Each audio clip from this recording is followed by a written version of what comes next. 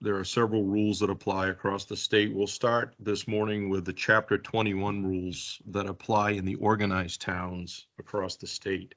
There's a lot of material here, and as Mort said, we can't cover all of it, but we're covering it, the highlights, the things that get people in trouble, the most common questions we hear. We've tried to roll those questions into the presentations. So in the state of Maine, with timber harvesting and related activities, 3 different rules apply depending on where you are and the status of the towns. I'll be talking about Chapter 21, which we call the statewide standards, applies to many of the organized towns. Dan Jacobs, my counterpart up north, he'll be talking about Chapter 27, which are the rules and regs for the unorganized and deorganized towns. For shorthand, we call those the LUPSI towns. And then there are our third category of towns are the ones that are organized but haven't joined statewide standards. And those towns still operate under their own shoreland zoning ordinances. We have limited jurisdiction in those towns. And I'll show you a map here in a second of those towns. So the towns I'll be talking about today are the blue towns. The blue towns are the ones that have joined statewide standards. They have taken measures to edit, modify, if you will, their shoreland zoning ordinances, and essentially given control and jurisdiction for timber harvesting to the Maine Forest Service. They've chosen to repeal their shoreland zoning ordinances within their that relate to timber harvesting and give that jurisdiction to the Maine Forest Service. The towns that are in white on this map are towns that have either taken no action or chosen consciously to not join statewide standards. Those towns have their own shoreland zoning ordinances. They're responsible for their own enforcement. We provide very limited support for that. I'll talk a little bit about our jurisdiction in those towns that have taken no action, or option 3. The yellow towns are the LUPSI towns. Those are the towns that Dan Jacobs will talk about a little later. The important thing here is many of the white towns continue to join statewide standards. So this map is always changing, and you need to go on the website, our website, under Water Quality Resources, statewide standards. You can type in the town name that you're working in and actually find out what the status of that town is. That online database is where we all go to find the status. And I encourage you, if you're working in a town, don't assume that for example, this map that I'm presenting to you today, it may have changed since this map was printed. So you need to go to the website and make sure that a town hasn't joined and changed status.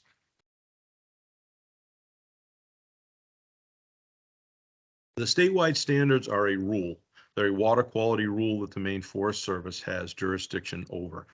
Chapter 21 rule. It's all under a larger umbrella, which are our laws that govern timber harvesting in the state of Maine. The Chapter 21 is a rule under those laws that we enforce. That was a question in the chat. So organized towns have really 3 options.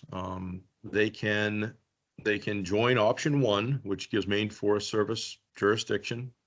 They have option 2, which is adopt identical standards to the Maine Forest Service Chapter 21, and we enforce rules jointly, but the standards are the same. And then option 3 is keep their shoreland zoning ordinances or do nothing. In those cases, the code enforcement officer, the town municipality, is responsible for the enforcement of those rules. Today, I'll be talking about option 1 and 2. So we're covering statewide standards for timber harvesting in option 1 and 2 towns. We're not discussing cutting in preparation for change of land use or cutting vegetation near or for development. Those 2 things, change of land use, clearing for development, those both revert back to the local municipality or DEP. Once there's a change of use or development, for example, a building permit, maybe it's a permit to develop a solar array, those would be governed by the municipality and DEP. These rules that I'm discussing today do not cover change of use or development. So on our website, we have a bunch of resources related to statewide standards. It's under the water quality section of the Maine Forest Service website. There's a copy of the rules there. As I mentioned, there's the town status. There's a list as well as a searchable function that you can look up the town. Once you find the town, if it is a statewide standards town, you will also find georeference maps and shape files for those of you that may use ArcView or GIS applications. And then there's some official interpretations of questions that we regularly get. The georeference maps can be loaded into smartphones. We all have them in our iPhones so that as I ride around the state, I can look at a map. It will tell me where I am on that zoning map and what zoning applies in that area. So the georeference maps are downloadable. They can be integrated with a smartphone through a program called Avenza Maps, and it works great to determine what the zoning is when you're in the field. Here's an example of a map. This is a real map in the town of Emden. That's actually the town I live in. You'll see a bunch of colors on here. All of this pink color, this really bright hot pink color, is a 250-foot shoreland zone. So you can see over on the Kennebec River on the east side, there's a 250 zone. Some of the ponds have 250s, some of the wetlands. You'll also see a darker blue line. So I can find my laser pointer. You'll also see a darker blue line. Those darker blue lines are subject to a 75-foot shoreland zone. And everybody, I don't know if you can see that dark blue dot. That's the 300-acre drainage threshold. And you'll see in a minute where that comes into play. So there's really three things to look at on here: is the hot pink, the dark blue streams with a 75, and then that dot.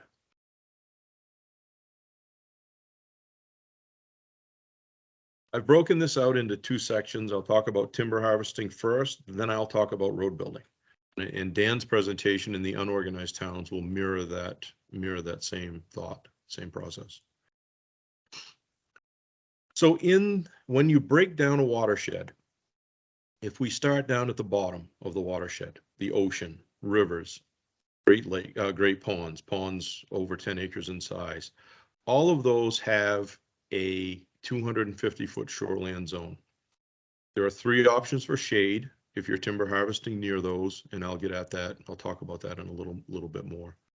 Once you get above the 25 square mile drainage, up to the 300-acre drainage point, the blue dots on the maps, there's a 75-foot zone. That has, again, three options for shade: 75-foot shoreland area, also shoreline integrity, and I'll talk a little more about shoreline integrity. Then if you get way up in the headwaters of the watersheds, above the 300-acre drainage point, those are the streams that may appear on the map, but they're thinner blue, and they're above that blue dot. And those have no shade restrictions around them. You could essentially clear cut right to the edge of those smaller streams. But they do have what's called shoreline integrity. I've got some examples of that as I go. So we break the watershed into three different segments, and these are the colors and symbology that you'll see on the statewide standard zoning map. So one thing that comes up, and it's really important because it determines whether or not we regulate it, is whether or not it's a stream. And we've defined what is a stream. So for all of our rules, to be a stream, it has to meet three criteria. It has to be between defined banks. It has to lack terrestrial vegetation or exposed parent material bed. So what that means is water has actually flowed enough to scour out a channel, so you can actually see dirt in the bottom. There isn't ferns and things growing in the bottom of the stream. The flow is moving fast enough to actually create a scoured channel. And the third criteria, this one's really important, it has to be hydrologically connected to something. We've all seen, for example, ditch water that might meet 1 and 2, but it doesn't connect to anything. It just goes in the woods, disappears, fans out, doesn't hydrologically connect to another water body. So we look at those three criteria to determine if it in fact is a stream. Here's a couple examples. The one on the left is a stream that has defined banks. It's scoured. There's gravel and sand in the bottom of that stream. You can't see it from the photo, but it does connect to a larger stream down in the woods a ways. Over on the left, this is not a stream. Even though there's dirt there, there's really no defined channel. There are places that are lacking vegetation, other places there's vegetation growing, and this one doesn't connect to anything. This one goes into the ditch of the road. You can kind of see the road in the background here. This goes into the ditch, crosses over in a cross drain, and just disappears. This is not, the one on the right does not fall into our definition of a stream. So like streams and rivers, wetlands and ponds also have zoning that applies. Wetlands over 10 acres in size, and when I say wetland, I mean non-forested wetland. We have a definition for non-forested. Essentially, if it's a wetland with vegetation less than 20 feet tall, it's considered non-forested. So wetlands that are non-forested over 10 acres in size have that 250 zone around it, that hot pink zone. Great ponds, ponds over 10 acres also have a 250, and then coastal wetlands have a 250. The smaller wetlands essentially only have the shoreline integrity, smaller ponds and smaller wetlands. So those won't show on the map as the hot pink. They'll have a blue around them, which is essentially just a shoreline integrity, but there's no shade restriction to harvest next to them. You could essentially take all the trees.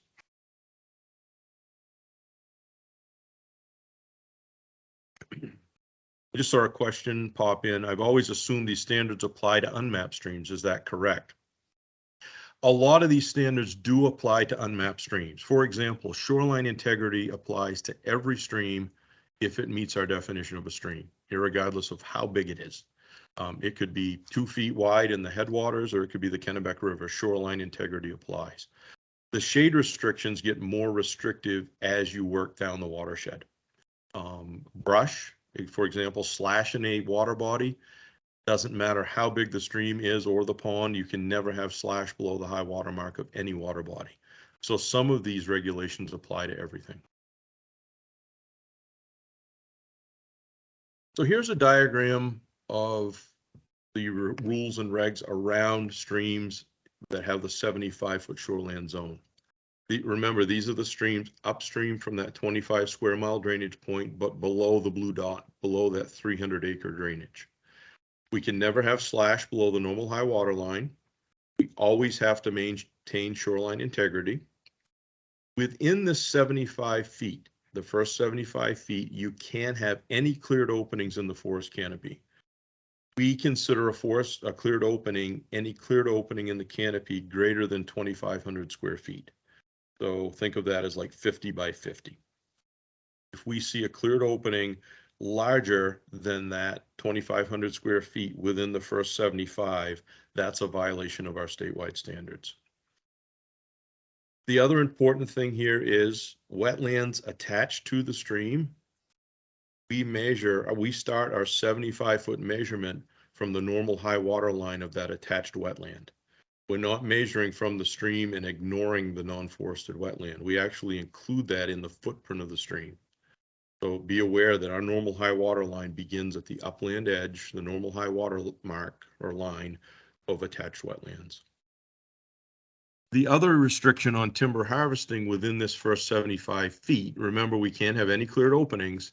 We also can't remove more than 40% of the volume on each acre within a 10-year period. And that is with trees 4.5 inches and larger. So we will look at the harvest history of that. So let's say someone went in and removed 40% 5 years ago. You can't go back and take another 40% now because 10 years haven't elapsed. It's in a 10-year period. You can't remove more than 40% of the volume.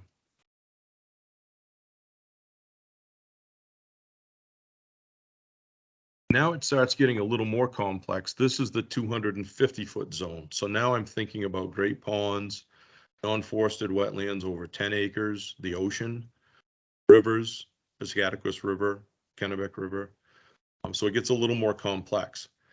Same rules apply in the first 75 that I just went through. No cleared openings.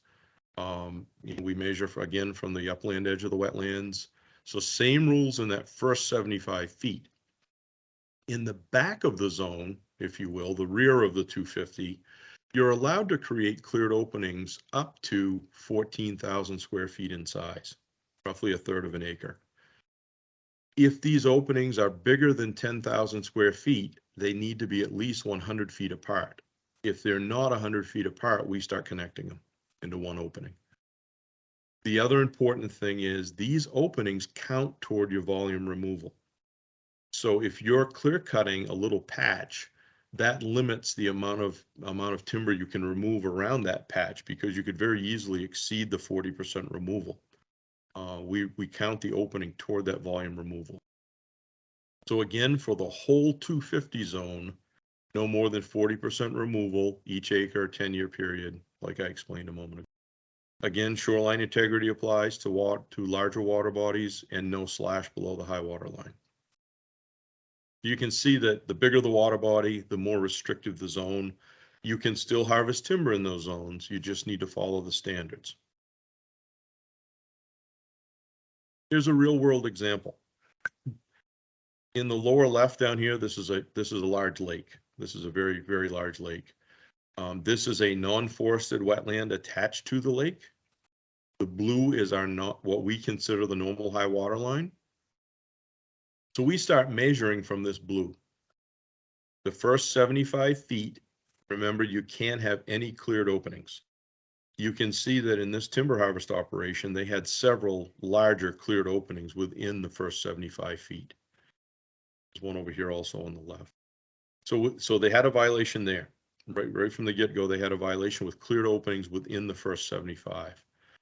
In the rear of the zone, they essentially clear cut it. This actually turned out to be about 17 acres in size in the shoreland zone. Very significant violation. So they exceeded 40% on the shoreland zone. They exceeded cleared opening requirements. The other thing I don't have here in the photograph is many of these little fingers that come down to the water had large pine trees, and they laid them in the lake in the wintertime. All the branches froze in, and then the grapple skidder pulled them, so all the branches and slash stayed in the lake. Another violation. You can't have slash below the normal high water line. So this is sort of an example of doing almost everything wrong in a shoreland zone.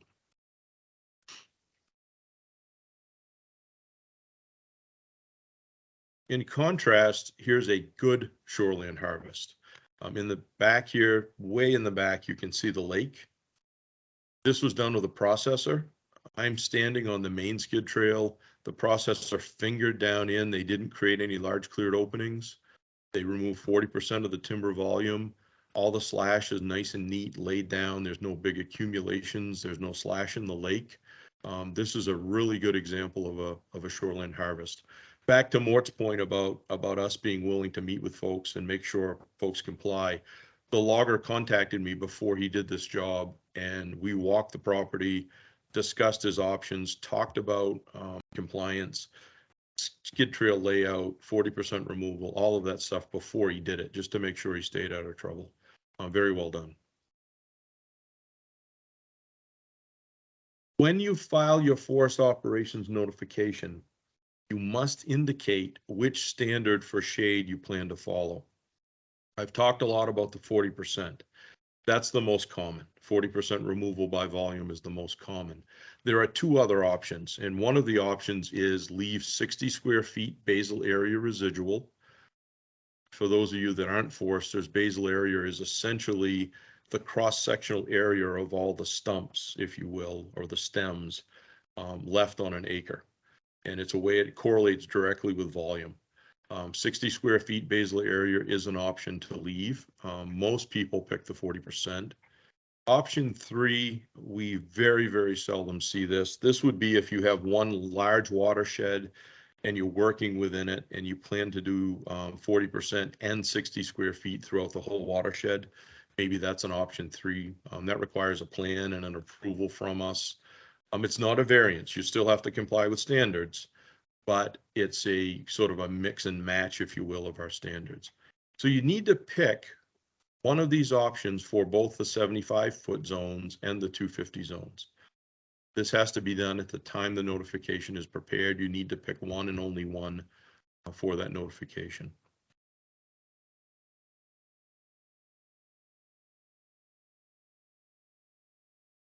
You've heard me talk a lot about shoreline integrity.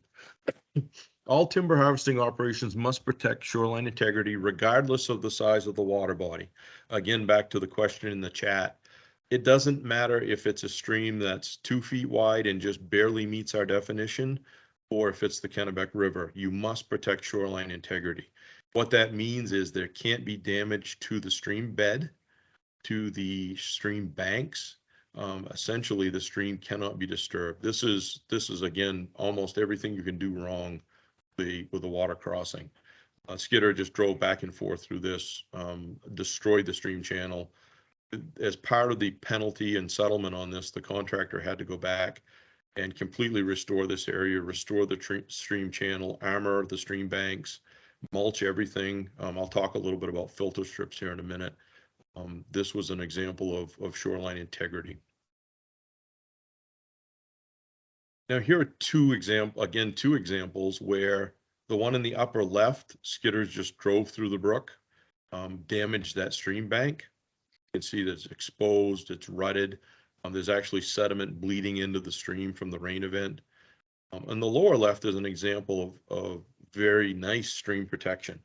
No damage to the stream bank, no damage to the channel. This was a winter job with skid pallets, the panels. Skidders crossed over this and never touched the stream. So kind of a contrast between bad and good here.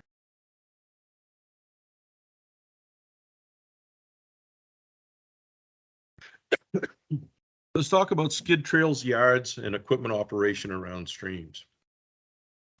In our rules, there's a statement in there that skid trails and yards must be designed and constructed to prevent sediment movement and concentrated water runoff from entering the water body. Upon termination of the use, skid trails and yards must be stabilized. We have a minimum filter strip. A filter strip is essentially an undisturbed, unscarified area where any runoff, any surface water from the harvest job, skid trail, goes into this filter strip, and it does just what the name implies. It filters it. It allows sediments to drop out of it. It slows the water down. It slows the concentration of water, so you're not channelizing water into the resource. We have a minimum 25-foot filter strip between exposed soil and the resource. In this example, in this photo, they essentially had no filter strip. You can see all the exposed soil here. This was all moving sediment into the brook down here. At a minimum, you need 25 feet, and that actually increases with slope. The steeper this is, the more distance you need. In our regulations, as well as in our BMP, best management practices, we have filter strip distances based on slope. So as the slope increases, the distance increases. If, for example, the slope between my skid trail and my stream is 20%, I need not the 25 feet, but I need 65 feet of distance. So the steeper the slope, the more we need. Loggers and road building get in trouble often when they build roads parallel to the resource. This is an example of a skid trail paralleling a water resource. We need that required filter strip here. In a couple cases here in this illustration, they may have had the filter strip. In other places, they have had maybe the bare minimum. Maybe they've had the bare minimum 25 feet. If sediment moves from the skid trail through that filter strip into the resource, that's still a violation. Even with the 25 feet, if sediment moves into a resource, you still are in violation. So keep in mind, if you're running skid trails or building roads next to water bodies, err on the conservative side, give yourself plenty of distance, and make sure that filter strip has good integrity, that it's stabilized well, that it's going to function as it's intended.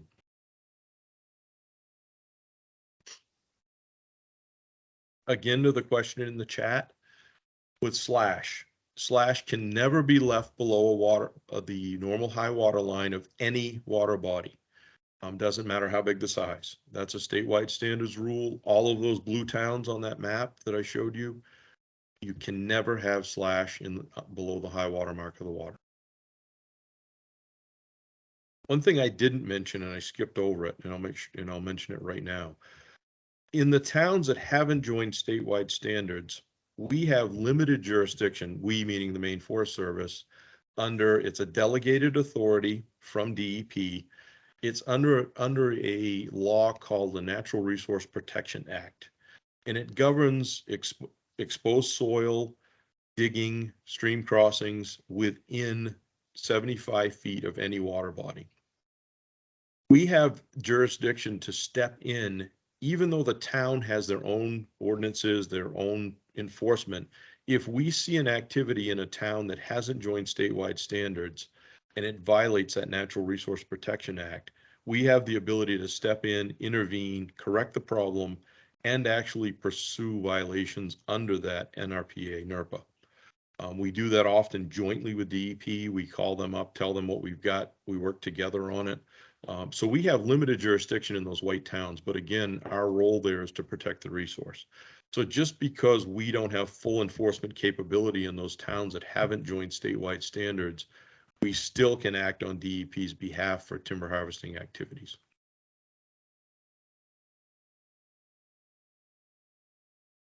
Let's talk about land management roads. You'll see a lot of overlap here in some of the information I've already covered. I'll mention filter strips again, because filter strips come up often in land management road. So for us to have jurisdiction over land management roads, it must be used primarily for timber harvesting. Again, like the development I discussed, the building permit, the solar change of use, if the road's purpose is for development, that then the enforcement, the rules that you have to follow go back to the municipality or DEP. So if someone's putting in a 1/4 mile road and they've got a building permit and they're going to build a house, that 1/4 mile road is their driveway to the building site, and that would then fall under the municipality or DEP. We often see roads that are multi-use. There may be land management, timber harvesting on them, but there also may be development. Maybe there's a camp involved. We look at the primary purpose of that road and determine whose jurisdiction it is. But just be aware that if it's a development related project, it is not the Maine Forest Service. There's also a 5-year look back. So if someone harvests timber today, or I'm sorry, if someone builds a road today telling us it's for land management, and then 2 years from now, they put a housing development in there, it's within that 5-year window. They have to then go back and comply with all DEP and municipal standards. They told us that they were using it for land management. I've had developers tell me that Maine Forest Service is the path of least resistance. So what they'll do is try to hide development. It's called like development in disguise, try to hide it underneath land management, follow our standards, and then later convert it to a development project. And there is a 5-year look back. So like timber harvesting with road building, we break the watershed down into 3 different sections again. The larger water bodies have a 100-foot setback, increases with slope. Bridges and culverts are required. You can't cross a water body with this pink zone around it without a bridge or a culvert. Then you get up in here in the streams that have the 75-foot zone. There's a 50-foot setback. Temporary crossings are allowed.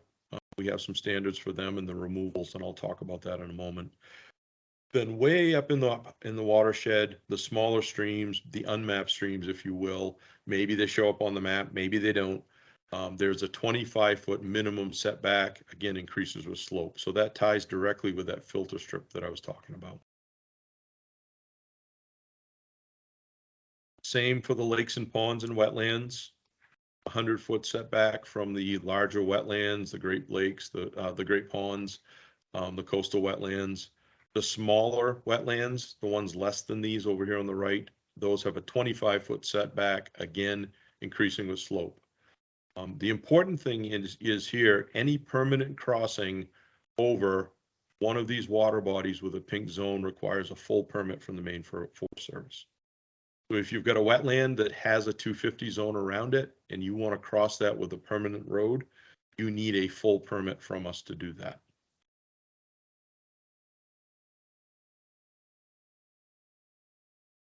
Again, here are our filter strips. I've talked about that, and I won't spend a lot of time here again. Water from the road and ditches must be directed into a filter strip. It cannot directly discharge into the water body. We call that ditch termination, direct ditch termination. Here's an example of a cross-drain culvert from a ditch that directly terminates into a wetland. That's a violation. Ditches have to empty into an unscarified filter strip, minimum distance. I'll back up one, but minimum distance here in this chart. You cannot have direct ditch termination, and we see that a lot around structures, culverts, and bridges, where either graders will do it, excavators will do it. Instead of diverting the ditch water into an adequate filter strip, they're directly discharging ditch water right into the resource, and that's illegal. This is another example, very similar to the slide I just showed, where you have an unstabilized ditch on the high side, you have a cross-drain culvert.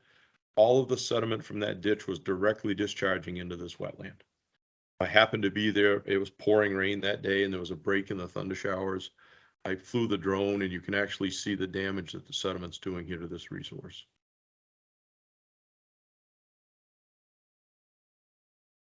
So here's another example of ditch termination. This is a really good example. The brook comes down. The brook actually follows the road for a ways. We see this a lot with old road construction from years ago. I'm standing on the stream crossing. So down here, there's a culvert. This was on industrial large landowner, but camp owners took a backhoe, unbeknown to the landowner, and re-ditched this high side and dumped it directly into the resource. That's a violation. To fix that, in this case, I didn't find the large landowner. I didn't penalize the large landowner with an administrative settlement agreement or any sort of a penalty, but I made them go back and put a cross-drain culvert in. You can see where the blue is. There's a cross-drain culvert there now that captures all this ditch water, filters it out on the low side of the road before it reaches the stream. So any sediment from the road surface, from the ditch, goes into a cross-drain culvert, into a filter strip. They also had to restore this area where the yellow arrow is, make that as natural as they could, so that water wouldn't bypass the culvert and dump into the stream.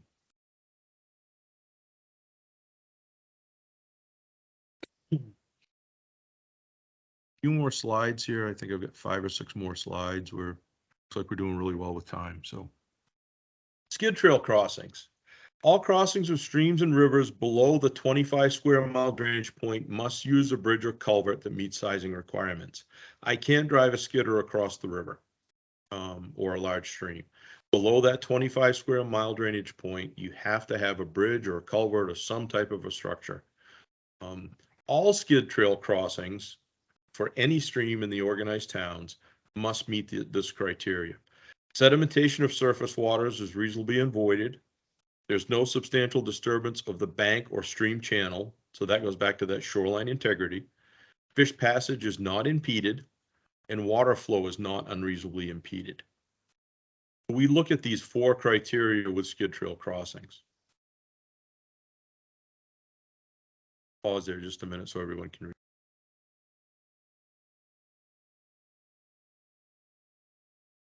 Land management roads are very, very similar to skid trail crossings. Structures must be designed and constructed, again, so that concentrated water does not enter the water body or stream. I have no idea why this is tributary, but it cannot, concentrated water from the road or the ditches cannot directly enter the water body.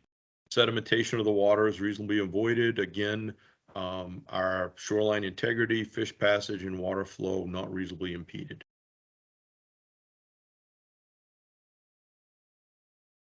Permanent crossings must meet sizing requirements. Temporary crossings can be undersized. Temporary, we consider a crossing permanent if it's been in over 7 months or fill is used. If fill is ever used, the day you put fill in that crossing, it becomes permanent. That's a DEP rule, and that's our interpretation as well. So if you're putting a culvert in, you're taking an excavator and you're putting dirt over that culvert, that crossing is then considered permanent for all of our standards. Even if you plan to pull it out in a week, it doesn't matter. It has to meet all of the permanent requirements. The permanent sizing that we require in organized towns is a 25-year flow, if you use a watershed calculation, or 3 times the channel cross-sectional area. I won't spend a lot of time here with channel cross-sectional area, but you basically measure the average width, the average depth, you calculate up the cross-section of the channel, and then you multiply it by 3. The culvert that you install has to be 3 times bigger than this number that you calculate with a stream channel. Any of us would be happy to show anybody that, come out and help you do it. It's in our BMP manual. We do it often in our BMP trainings. We go through one of these. So 3 times cross-sectional area is the requirement. If installed longer than 7 months, crossings are considered permanent. If fill is used, the crossing is always considered permanent. A permanent skid trail crossing is treated like a land management road crossing and must meet sizing requirements. So if you're installing a culvert for a skid trail harvest, for a timber harvest with a skid trail, you're installing a culvert, you're putting dirt in it, or you're leaving it longer than 7 months, it has to meet all of the requirements of a land management road crossing. We treat that as though it's on a truck road. Doesn't matter that a skidder used it, we consider it a permanent crossing. Temporary crossings can be smaller, but they need to be removed within that 7 months or as soon as possible after snow melt. We've got a little flexibility on the 7-month thing. I mean, I understand in northern Maine, if you install a crossing in November, you're not going to get back there until June or July probably to close that out if it freezes in. So we've got a little discretion there, but it has to be done in a reasonable amount of time.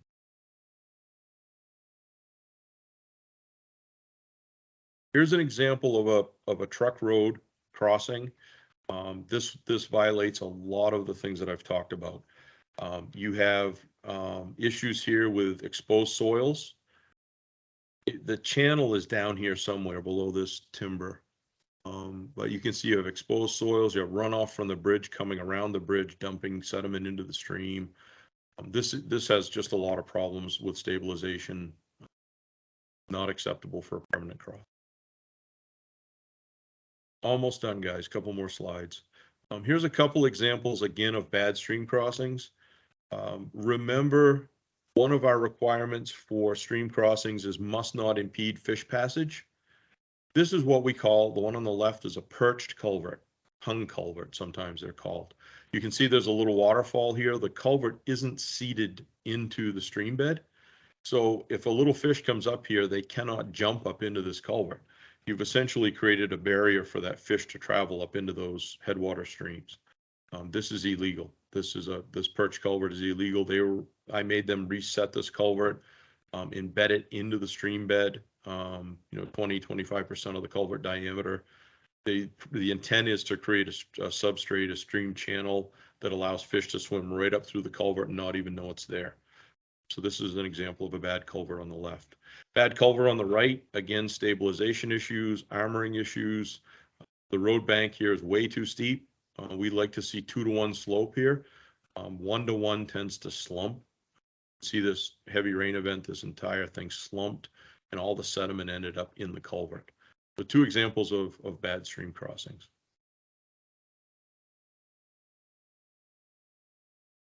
Let's talk just for a minute about permit by rules and permits. So new permanent crossings require, in organized towns, all organized towns, statewide standards or the ones that even haven't joined yet or chosen not to. So any organized town in the state, if you're installing a new permanent crossing, there's some paperwork that has to happen. It can be what we call a permit by rule, which is essentially, it's a form you fill out, you pay $125 fee, and you tell us that you plan to install the crossing and follow all of our standards. Larger water bodies require the full permit, and I've mentioned that earlier. Larger wetland crossings, if you're crossing a major river, that requires a full permit, not a permit by rule. The permit by rule form is available on our website. There's a $125 fee. Multiple crossings can be put on the same PBR. So if you have a road that has 4 stream crossings on it, you can file one permit by rule for $125 that covers all 4 of those crossings. It is our form, not DEP. You can tell the difference because our form only has two options on it. Stream crossing or adjacency to a water body. DEP's has, I think, 11 or 12 different options. The other difference is DEP charges over $250. We charge $125. So make sure you're using our form. Make sure you're mailing it to us, not DEP. They never actually see it. We take care of it in-house. We have a water quality specialist that processes those. And just make sure you're using our form and they're mailed to us. Between July 15th and October 2nd, if you plan to install your new crossing between those dates, there's no waiting period. You fill out the form, you write your check, you put a stamp on it, you can start putting your crossing in the following day. Outside of those dates, there's a 14-day waiting period, and you have to have IF&W biologist approval. Fisheries biologist has to sign off. There's a form on our website they have to sign. You have to catch up with the biologist, talk to them about your project, have them sign the form and submit it to us with the permit by rule. We don't go to the biologist and arrange all this for you. You have to take care of that ahead of time. So give yourself lead time if you're working outside of this window. And again, I mentioned that a full permit's required for new or replacement crossings over the larger water bodies. That's a little detail there. Replacement also now requires a full permit. Rivers, wetlands over 10 acres, the pink on the statewide standards maps. Plan on at least 60 days. Times of the year, we're very busy.